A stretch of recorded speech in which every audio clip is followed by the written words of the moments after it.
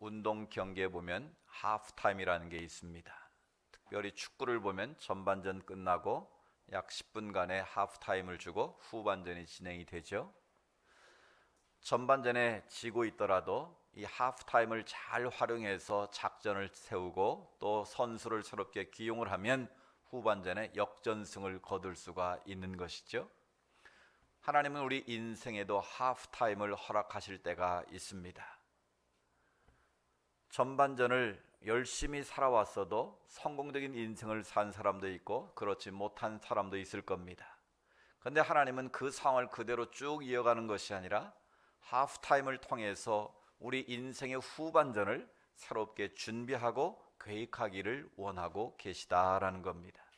그 말을 다르게 표현하면 하나님은 우리에게 제2의 기회를 주시는 분이다라는 겁니다. 세컨 찬스를 우리에게 허락하시는 분이다라는 겁니다. 오늘 성경 본문에 등장하는 야곱의 이야기가 그렇습니다.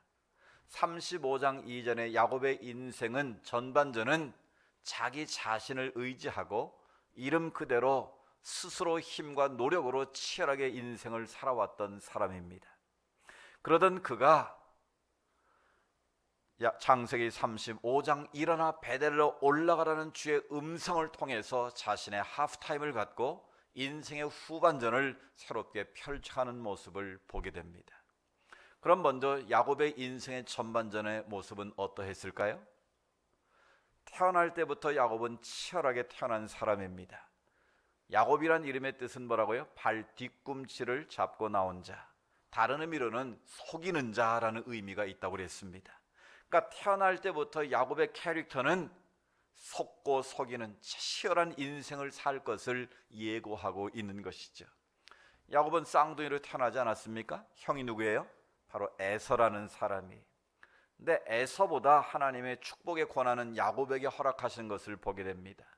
그 이유는 에서가 사냥을 하고 돌아와서 배가 고픈데 마침 야곱이 팥죽을 써가지고 실은 형을 유혹한 것이죠. 그래서 장자권을 그 에서는 팥죽 한 그릇과 바꿔버립니다. 그리고 나서 축복권까지 가로채게 되죠. 아마 야곱은 장자권과 축복권을 가지면 자기 인생은 핑크빛 인생으로 변할 것이라는 기대가 있었을 겁니다. 물론 그 당시에 관습으로 보면 장자권은 대단한 권한입니다. 또 축복권까지도 가로챘으니까 그 인생은 복을 받는 것이 어쩌면 마땅합니다. 그런데 문제가 생겼습니다. 형 에서가 속았다는 사실을 알고 분노의 감정이 일어난 거예요. 그래서 동생 야곱을 죽이려고 한 겁니다. 그래서 야곱은 순식간에 도망자의 신세가 되죠. 그래서 삼촌 라반의 집에 가서 이제 일을 하게 됩니다. 양을 치면서 이제 목동으로 일을 하는데 열심히 살았습니다. 그래서 가족도 이루게 되고 자식도 낳게 되고 누가 봐도 성공한 인생 같았습니다. 그래서 결국 그는 다시 고향 땅으로 돌아올 계획을 세우게 되죠. 돌아올 때 삼촌 라반의 드라빔을 훔쳐가지고 옵니다. 드라빔이라는 것은 그들이 섬겼던 우상이죠. 그걸 가지고 돌아오는데 문제가 더 큰 문제가 생겼습니다. 뭐예요? 자기를 죽이려 했던 에서가 훈련된 군사를 이끌고 죽이려고 자기를 기다리고 있다는 거예요. 지금까지 약 20년 동안 몸부림치면서 살아왔던 야곱, 많은 재물을 얻었고 가족을 이루었고 성공한 인생 같았는데 목숨을 잃어버리면 무슨 소용이 있겠습니까? 그래서 창세기 32장에 야곱이 하나님 앞에서 기도를 하기 시작하죠. 야법나루에서 자기 종들과 가축과 모든 것을 다 먼저 야법나루를 건너보낸 후에 홀로 씨름을 하면서 기도합니다. 뭐라고 기도합니까? 하나님, 나를 축복하지 않으면 절대로 이걸 놓지 않겠습니다. 천사와 씨름을 합니다. 그때 주의 천사가 환도뼈를 쳤다고 그러지 않습니까? 그리고 하나님이 져주시는 거죠. 야곱의 그 몸부림치는 것을 보시고 하나님이 져주시면서 내 이름이 뭐냐 물으십니다. 근데 야곱입니다. 그건 무슨 의미겠습니까? 나는 지금까지 야곱의 인생을 살았습니다. 하나님을 섬긴다고 했지만 하나님과 상관없이 내 인생 내 몸부림치며 내 나름대로 살아왔습니다. 그러나 이제 죽게 생겼습니다. 어찌하면 좋겠습니까? 그때 하나님이 뭐라고 말씀하십니까? 내가 야곱이다 마는 내 이름을 다시는 야곱이라 부르지 않고 이스라엘이라고 불러주겠다 말씀하십니다. 이스라엘의 뜻이 뭡니까? 하나님과 겨루어 이긴 자다. 오늘 이스라엘 이름이 거기서 생긴 거 아니에요? 하나님과 겨루어 이긴 자다. 그 말은 자기가 힘이 있어 이겼다는 의미가 아니라 야곱의 그 마음을 하나님이 아시고 쳐주셨다라는 거예요. 그래서 야곱이 거기서 은혜를 입고 다시 기사회생합니다. 근데 더 큰 문제가 또 다음에 발생했죠. 뭡니까? 야곱이 하나님 앞에 서원을 한 게 있어요. 창세기 28장에 보면 라반의 집으로 도망칠 때 야곱이 노숙을 하지 않습니까? 뭐 피난 가니까 어디 집이 없잖아요. 그러니까 한밤중에 하늘을 이불 삼아 돌을 벽에 삼아 누웠는데 환상을 보게 됐죠. 사닥다리가 하늘로 연결되어 오르락내리락 천사가 오르락내리락 하는데 천사가 야곱에게 하나님의 말씀을 들려줍니다. 야곱아, 내가 너와 함께 있겠다. 그리고 어디로 가든지 너를 지켜주겠다. 그리고 내가 너를 반드시 복을 주어서 이 땅으로 돌아오게 하겠다. 얼마나 놀라운 하나님의 축복입니까? 야곱이 그 말씀을 듣고 하나님께 서원을 했습니다. 어떤 서원을 했는가 하면 세 가지 서원을 했는데요. 첫 번째는 내가 일생 동안 하나님을 하나님으로 섬기겠습니다.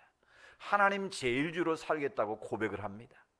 두 번째는 내가 이곳에 하나님의 전을 세우겠습니다.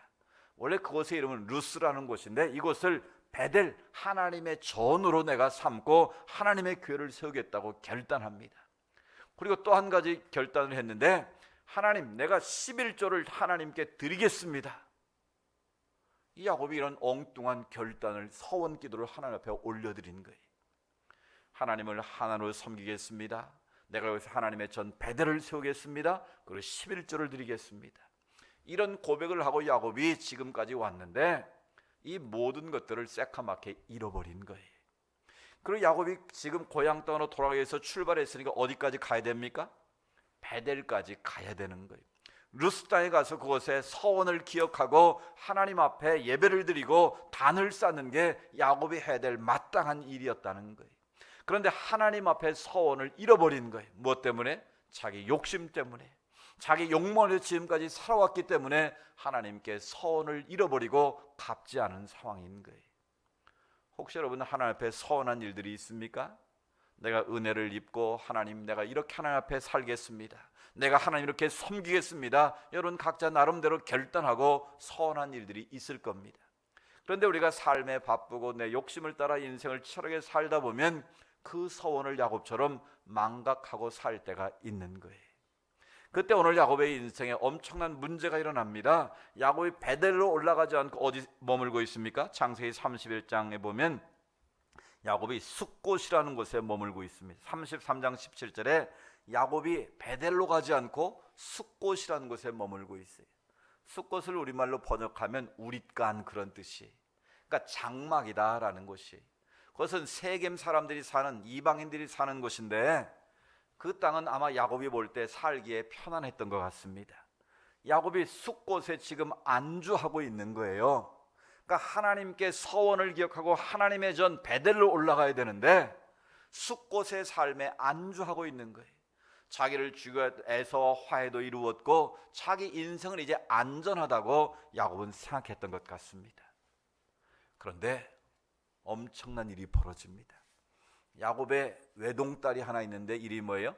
디나라는 딸이 있는데 이 세겜 추장 아들에 의해서 요즘으로 하면 성폭행을 당한 거예요. 그러니까 얼마나 이 비극입니까? 외동딸이 성추행을 당했으니 얼마나 안타까운 일이겠어요? 근데 더 비극은 그 동생들이, 오빠들이 이거 안 되겠다, 이 세겜 이 나쁜 녀석들, 할례라는 종교 의식을 행하면 내 딸을, 우리 동생을 주겠다 속이고 나서 그들이 할례를 받고 움직이지 못할 때 그 사람들을 다 죽여버립니다. 이 피비린내 나는 살인극이 벌어진 거예요. 여기서 야곱은 이제 도망칠 수도 없고 그곳에 살 수도 없는 진퇴양난의 위기에 빠지고 만 거예요. 그래서 이제 그 야곱의 인생이 그 숲곳에서 끝장나 버릴 위기 상황에 직면하고 만 거예요. 우리 인생에도 이럴 때가 올 수 있다라는 사실이에요. 야곱처럼 하나님의 은혜를 망각하고 하나님의 서원을 잊어버리고 내 삶에 안주할 때에 하나님은 우리를 그냥 버리시는 것이 아니라 야곱에게 주셨던 하프타임의 기회를 주신다는 거예요. 두 번째 찬스 기회를 주신다는 거예요. 이것이 오늘 우리에게는 은혜인 거예요. 그냥 야곱을 숫곳에서 그 인생을 끝내버리셨더라면 얼마나 비극적인 결말이겠습니까? 그러나 오늘 창세기 35장에 하나님이 야곱에게 나타나셔서 제2의 기회를 주신다는 거예요. 그 인생의 하프타임을 주셔서 새로운 인생의 후반전을 준비하도록 하나님께서 은혜를 베푸신다는 거예요. 오늘 예배 참여한 여러분 모두에게 오늘 야곱에게 임했던 하나님의 은혜가 임함으로 여러분의 인생의 후반전을 새롭게 준비하는 은혜의 자리, 결단의 자리가 되기를 축복합니다. 하나님이 야곱에게 나타나신 말씀이 뭡니까? 35장 1절에 일어나 베델로 올라가서 거기 거주하며 내가 내 형 에서의 낯을 베 도망하던 때에 내게 나타났던 하나님께 거기서 뭘 하라? 제단을 쌓으라. 한마디로 말하면 네가 하나님께 서원을 잃어버리고 지금까지 살아왔는데 하나님의 약속을 기억하고 베델로 올라가서 하나님과 예배를 회복하라는 거예요. 하나님의 자리로 나아가라는 거예요. 이 음성을 들려주신 것이 야곱에게는 새로운 기회를 주신 인생의 놀라운 역전의 기회가 된 거예요. 오늘 우리들도 마찬가지입니다. 주님께서 오늘 이 자리에 찾아오셔서 너희의 잃어버렸던 하나님의 서원을 기억하고 하나님의 전 베델로 올라가서 거기서 내 서원을 갖고 하나님께 예배를 회복하라고 말씀하시는 거예요. 우리가 이 말씀에 결단하고 하나님 앞에 반응하는 순간 야곱의 인생처럼 새롭게 변화되는 역사가 우리 모두에게도 임할 줄로 믿습니다. 그럼 우리가 하나님의 베델로 나아가려면 어떻게 해야 될까요? 오늘 성경은 세 가지를 가르쳐 줍니다. 첫 번째, 베델로 우리가 올라가서 하나님의 예배하신 복을 누리기 위해서는 내 안에 잃어버린 하나님을 다시 찾아야 한다라는 거예요. 내 안에 잃어버린 하나님. 혹시 여러분 가운데 나는 하나님 잃어버린 적 없는데요, 그렇게 생각할지 모르겠습니다. 그러나 오늘 야곱처럼 삶 속에서 하나님을 잃어버리고 내 욕심대로 살아왔던 우리의 삶의 모습 가운데 하나님은 보이지 않고 내 욕심만이 보이고 있다면, 하나님이 어쩌면 내 가까이하게 너무 먼 당신처럼 멀리 계시다면 우리 자신을 다시 한번 점검하는 시간이 되어야 한다라는 거예요. 오늘 3절 말씀 우리 다시 한번 읽어볼까요? 중요한 말씀입니다. 시작. 우리가 일어나 베델로 올라가자. 내 환난 날에 내게 응답하시며 내가 가는 길에서 나와 함께 하신 하나님께 내가 거기서 제단을 쌓으려 하노라 하매. 아멘. 야곱은 지금 뭘 잃어버렸습니까? 하나님 앞에 서원을 잃어버렸고, 또 한 가지 잃어버린 것은 하나님이 베푸신 은혜를 잃어버린 거예요. 삼촌 라반이 20년 동안 거부가 된 것도 하나님의 은혜고, 형 에서와의 화해를 통해서 그의 생명을 살리신 것도 하나님의 은혜입니다. 그러면 마땅히 그가 서원했던 베델로 올라가서 하나님 앞에 단을 쌓아야 했는데 숲곳에 머물면서 현실의 삶에 안주했다라는 거예요. 결국 야곱은 하나님이 베푸신 놀라운 은혜를 망각하고 지금까지 인생을 살고 있는 것이죠. 오늘 우리들도 마찬가지입니다. 하나님이 지금까지 얼마나 많은 은혜를 베푸셨습니까? 여러분, 이곳에 오기까지 내가 건강관리 잘해서 건강한 것입니까? 내가 남 안 먹고 안 쓰고 남 잠잘 때 안 자고 내가 남들 놀아갈 때 안 먹고 안 놀아서 내가 이렇게 잘 살게 되는 겁니까? 내 자녀들이 내가 잘 키워서 이렇게 잘 자라고 있는 것입니까? 여러분, 따지고 보면 모든 것이 하나님의 은혜인 줄로 믿습니다. 하나님이 에베네셀의 은초로 도와주지 않으셨다면 오늘 이 자리까지 올 수 있는 사람은 아무도 없는 것입니다. 제가 제 인생을 돌아봐도 그렇습니다. 제 지식이나 제 능력으로는 이곳까지 올 수 없었습니다. 그러나 하나님께서 은혜를 베푸셔서 오늘 이곳까지 오게 하셨고, 모든 것을 주님의 손 아래 보호하시고 지키고 계시다라는 겁니다. 따라서 오늘 우리는 이 하나님의 은혜를 기억하고 주님의 자리로 나아가는 것, 엘베델의 자리로 나아가는 것이 하나님이 기뻐하시는 자리라는 것입니다. 우리의 삶에 안주하는 것이 아니라, 내가 붙잡고 있는 그것에 안주하는 것이 아니라 하나님 앞에 다시 한번 내 삶을 점검하고 내 안에 잃어버린 하나님을 새롭게 만나는 것이 우리에게 필요하다는 것입니다. 사랑하는 여러분, 이 어렵고 힘든 때 왜 이런 일이 벌어지는가를 다시 한번 기억해 보십시오. 그것은 한마디로 말하면 내 안에 하나님을 잃어버렸기 때문이에요. 이 민족이 하나님의 은혜를 잃어버리고 온 열방이 하나님이 베푸신 은혜를 잃어버렸기에 하나님께서 이런 전염병을 통해서 우리를 깨우치시고자 하시는 것 아니겠습니까? 하나님을 잃어버린 인생은 절대 하나님이 예비하신 복을 누릴 수가 없는 거예요. 아무리 우리가 수고하고 몸부림쳐도 그것은 모래 위에 쌓은 성과 같은 거예요. 하나님이 우리를 붙들어 주지 아니하시면, 하나님 우리를 기억하고 우리를 붙잡아 주지 아니하시면 우리 인생의 수고는 헛되다는 것을 기억하십시오. 그래서 솔로몬이 고백한 것처럼 헛되고 헛되니 헛되고 헛되도다. 하나님 없이 몸부림치며 살아왔던 자신의 모든 인생이, 모든 것이 헛되더라고 고백하지 않습니까? 그렇습니다. 하나님의 은혜를 망각하고 사는 삶, 하나님이 나를 붙들지 아니하시면 헛되다는 것을 다시 한번 기억하시고 내 안에 잃어버린 하나님을 다시 한번 찾는 시간 되기를 원합니다.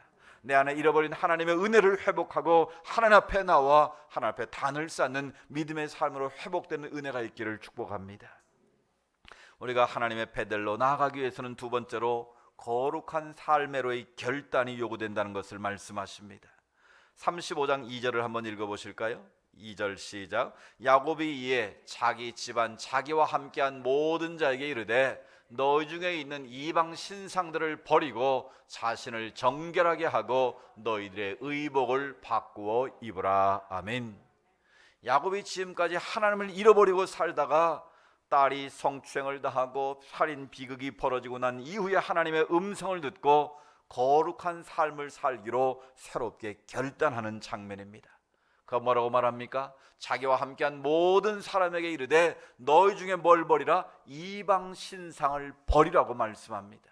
그 말은 야곱의 집안에 지금 뭐가 있다는 뜻이에요? 이방 신상이 자리 잡고 있다는 거예요. 앞서 말씀드린 것처럼 야곱이 라반의 집에서 도망쳐 나올 때 뭘 가지고 왔어요?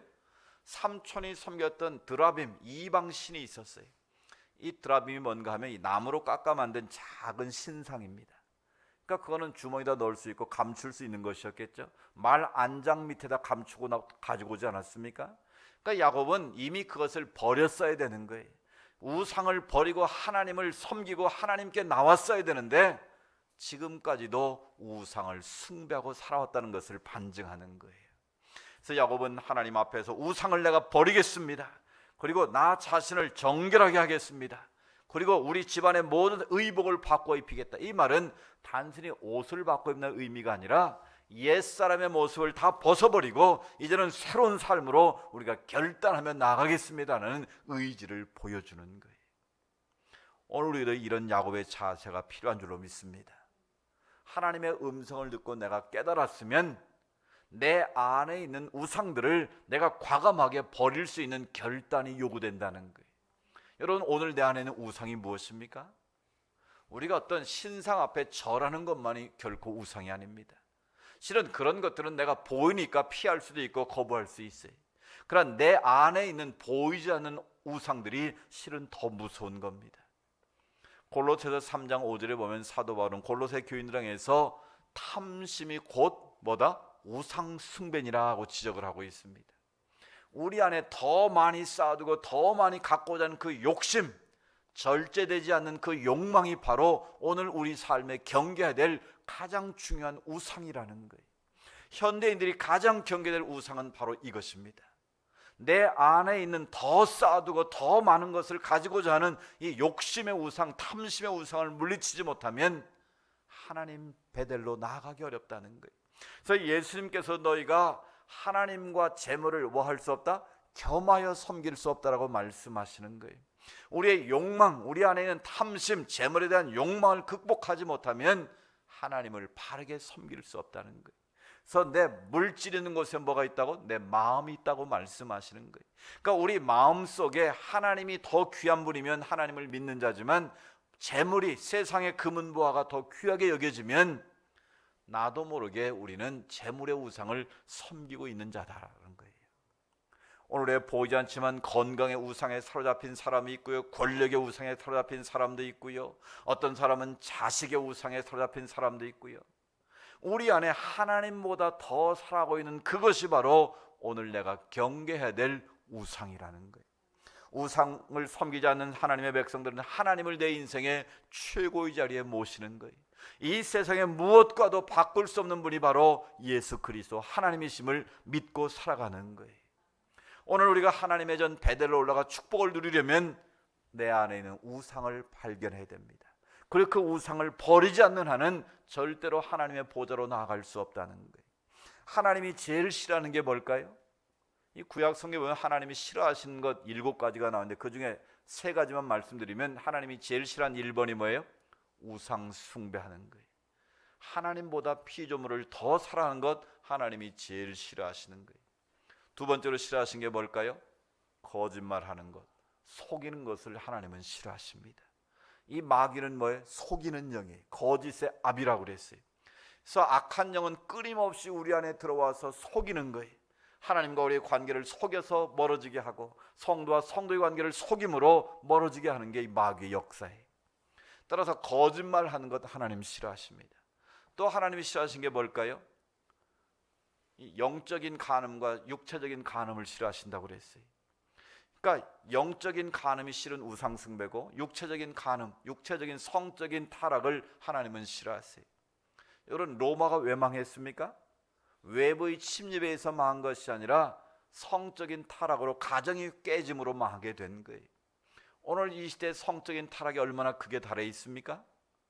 결국 가정을 파괴하는데 이 마귀가 이 성적인 타락을 통해서 가정을 깨뜨리는 거예요. 그래서 오늘날 이단들이요, 뭘 가지고 사람들을, 교회를 공격합니까? 문선명이도 세계 가정 평화 협회라는 걸 만들어 가지고 가정을 상대로 해서 가정을 위하는 척하면서 사람들을 끌어들이는 거예요. 신천지도 세계 평화 협회라는 걸 만들어 가지고 성도를 끌어들이고 위장을 해서 가정을 깨뜨리는 거예요. 여러분, 마귀는 바로 하나님이 세우신 가정을 공격하는, 근데 가정을 깨뜨리는 가장 중요한 게 뭐예요? 성적인 타락이라는 거예요. 그래서 우리가 하나 앞에 영적인 순결도 지켜야 되고 육체적인 순결도 지키는 것이 성도의 마땅한 본분인 줄 기억하시기 바랍니다. 그래서 우리가 하나님 앞에서 우리가 우상을 멀리하고 정결한 삶을 살아갈 때 우리가 하나님께로 나아갈 수 있다는 거예요. 여러분, 아무리 맛있는 음식을 만들어 더러운 그릇에 담을 수 있어요, 없어요?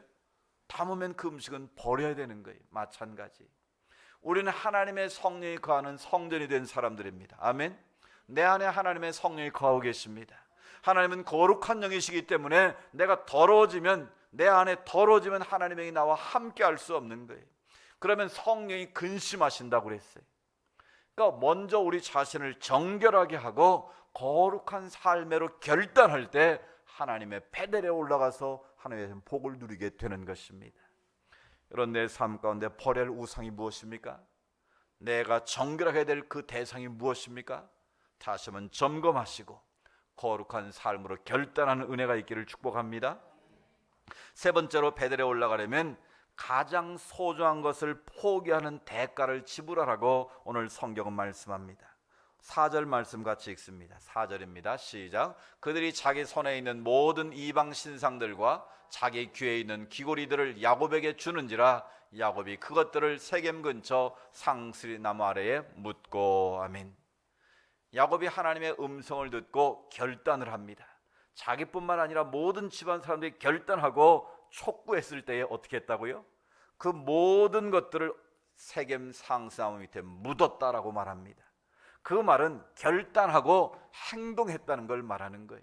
더 이상 우리가 우상 숭배하지 않겠습니다. 우리가 귀하게 했던 금은 보석 이것들 다 포기하겠습니다. 결단하고 상스나무 아래에 묻어버렸다는 거예요.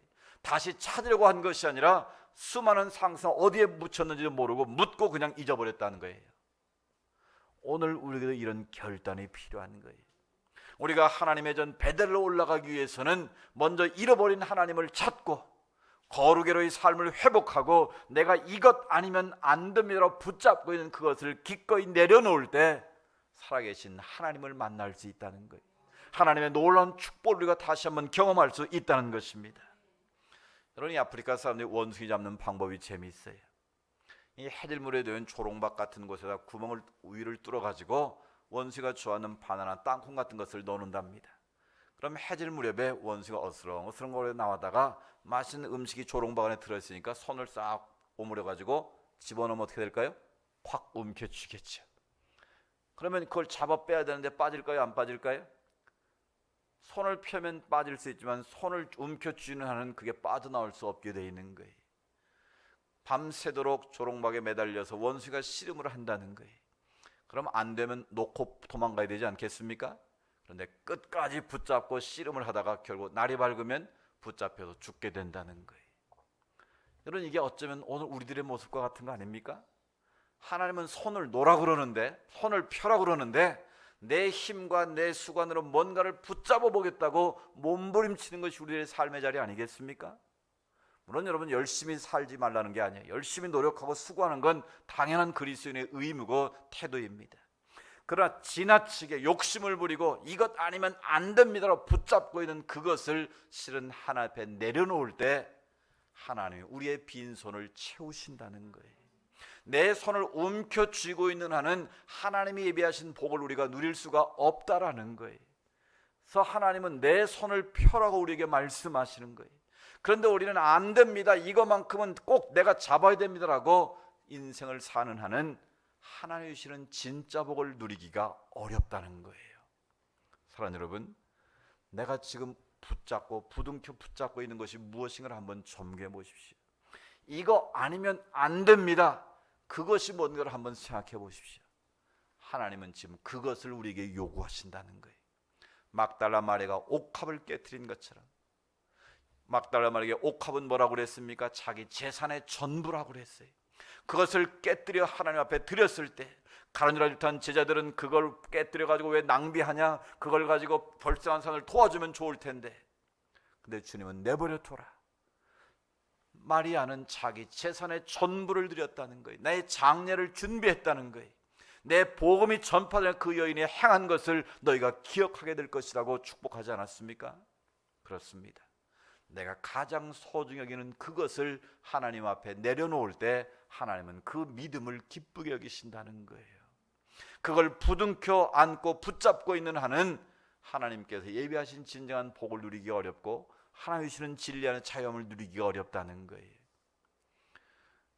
그 헨리 나운에 쓴 책에 보면 이 서커스 장면을 묘사합니다. 저는 실제 러시아 서커스 하는 걸 가서 본 적이 있는데요, 이 양쪽에서 줄을 타고 줄을 잡고 있고 한 사람이 먼저 줄을 타고 샥 갑니다. 그럼 밑에서 두 사람이 이제 줄을 놔가지고 기다리고 있어요. 근데 놀라운 사실은요, 이 먼저 줄을 잡고 가던 사람이 줄을 쫙 가다가 손을 놔야 돼요, 안 놔야 돼요? 손을 정확한 타임에 놓으면 더 상대방에서 쫙 날아가서 그 사람의 손을 탁 잡아주는 거예요. 그럼 반대쪽으로 샥 날아가서 안착을 하는 거예요. 거기서 믿음이 필요하다는 걸 제가 다시 한번 깨달았어요. 만약 주저 날아던 사람이 허공에서 손을 놓는다는 게 대단한 뭐가 필요해요? 상대방을 향한 믿음이 없으면 손을 놓을 수 있어요, 없어요? 절대 못 놓는 거예요. 저에서 오늘 기분 나쁘다고 나 안 잡아주면 어떡하지? 손을 안 붙여 계속 혼자 왔다 갔다 그네 타야 되는 거예요. 망신당하는 거지. 그런데 훈련을 많이 했고 상대방이 나를 붙잡을 거라는 믿음이 있으니까 샥 오다가 손을 탁 놓고 날아가면 허공에서 저쪽 반대쪽에서 날아와서 그 손을 사뿐히 잡고 반대쪽으로 날아가더라고요. 오늘 우리에게도 이런 믿음이 필요한 거예요. 하나님이 이거 놓으면 나 허공으로 떨어지는데요, 잘못하면 죽는데요. 아니에요. 주님은 놓으라고 말씀하시는 거예요. 네가 생명처럼 귀하게 여기는 그것을 놓으면 누가 잡아주겠다? 내가 네 손을 잡아주겠다는 거예요. 내가 너를 붙잡아 보호해 주시겠다는 거예요. 여러분, 이게 믿음 아니겠습니까? 우리가 하나님의 전 베델로 올라가려면 손을 놓을 수 있는 믿음이 요구된다는 거예요. 그 믿음이 있을 때 하나님은 우리 손을 붙잡아 주시고 우리를 안전하게 보호하시는 하나님의 은혜가 임할 줄로 믿습니다. 오늘 야곱이 하나님의 음성을 듣고 가장 그 인생의 위기의 하프타임에 하나님을 기억하고 그가 자신을 정결하게 하고 우상을 제거하고 하나님 앞에 나아갔을 때 어떻게 됩니까? 오늘 5절을 보십시오. 그들이 발행하였으나 출발했다는 거예요. 하나님이 그 사면 고울들로 어떻게 하셨어요? 크게 두려워하게 하신 거로 야곱의 아들들을 추격하는 자가 없었더라. 그들이 살인죄를 저했기 때문에 세겜 사람들의 목숨을 잃을 위기 상황이었는데 야곱이 하나님 앞에 결단하고 나아갔을 때에 하나님은 어떻게 하셨다고요? 사면 고울들을 두렵게 하셨다는 거예요. 야곱과 그 아들들은 하나님이 함께하는 자들이야, 저 사람들을 건너 우리는 다 죽을 수 있어, 그런 두려움을 주셔서 안전하게 숲곳을 떠나서 하나님께 약속한 베델로 올라가게 만드셨다는 거예요. 오늘 본문 7절에 보면 그들이 엘베델이라고 표현하고 있습니다. 하나님께 어떤 베델로 올라가서 그곳에 단을 쌓고 하나님을 예배함으로 하나님이 하신 복을 누리게 됩니다. 그래서 쭉 밑에 보면 10절에 보면 하나님께서 야곱을 이스라엘이라고 불러주십니다.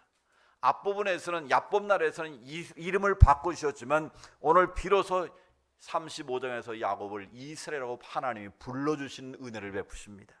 그리고 그 밑에 계속 보시면 11절에 나는 하나님이라 전능한 하나님이라 생육하고 번성하라 한 백성과 백성들의 총에 내게 나오고 왕들이 내 허리에서 나오리라. 내가 아브라함과 이삭에 준 땅을 내게 주고 내가 내 후손에게도 그 땅을 주리라. 아멘.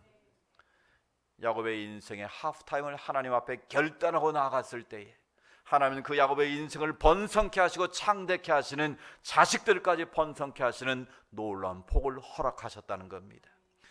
창세기 30장 이전에 야곱이 누렸던 그 인생의 복은 스스로 쌓아놓은 모래성이었습니다. 그러나 창세기 35장 베델로 올라가서 하나님 주신 축복은 진정한 하나님 주신 복이었다는 것입니다. 오늘 저 여러분에게 창세기 30장 야곱이 주셨던 그 복을 허락하시기를 원하십니다. 여러분의 이름을 이스라엘로 바꿔주시고 여러분의 인생을 창대케 하고 여러분의 후손들을 번성케 하시기를 하나님은 원하고 계십니다. 그 비결은 무엇입니까? 일어나 베델로 올라가라. 일어나 베델로 올라가라 촉구하신 주님의 음성을 듣고 우리가 믿음으로 반응할 때, 우리가 잃어버린 하나님의 은혜를 기억하고 우리 자신을 정결케 하고 우상을 버리고 하나님 앞에 제단을 쌓게 될 때 야곱이 주셨던 그 복이 바로 우리 가운데 임하게 될 줄로 믿습니다. 일어나 베델로 올라가라 촉구하시는 주님의 음성 앞에 믿음으로 반응한 우리 모두가 될 수 있기를 주님의 이름으로 축복합니다.